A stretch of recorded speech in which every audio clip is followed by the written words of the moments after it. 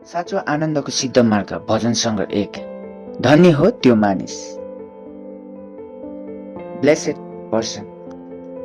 साँच्चै नै परमेश्वरबाट हामीले पाउने फेभर हैन, उहाँबाट पाउने हामीले दया, कृपा, आशिष आखिर के गर्नाले, कसरी जीवन जिउनाले चाहिँ हामीले उहाँको फेभर पाइराख्न सक्छौँ? साँच्चै नै भजन सङ्ग्रह 1 र 2 ले यस्तो भन्दछ, धन्य हो त्यो मानिस जो दुष्टहरूको सल्लाहमा हिँड्दैन, जो पापीहरूको मार्गमा खडा हुँदैन अनि गिल्ला गर्नेहरूको सङ्गतमा बस्दैन। 2 तर परमप्रभुको व्यवस्थामा नै त्यो खुसी रहन्छ र त्यसले दिनरात उहाँकै व्यवस्थामा मनन गर्छ। र अन्त्यमा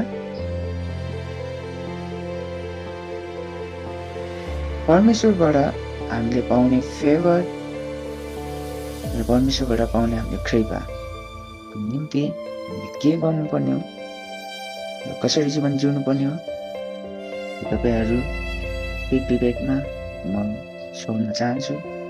ख्रीष्टको शान्ति र ख्रीष्टको आशिष र अनुग्रह कृपा तपाईँहरूको जीवनमा रहेको होस्। आमेन। जय मसीह।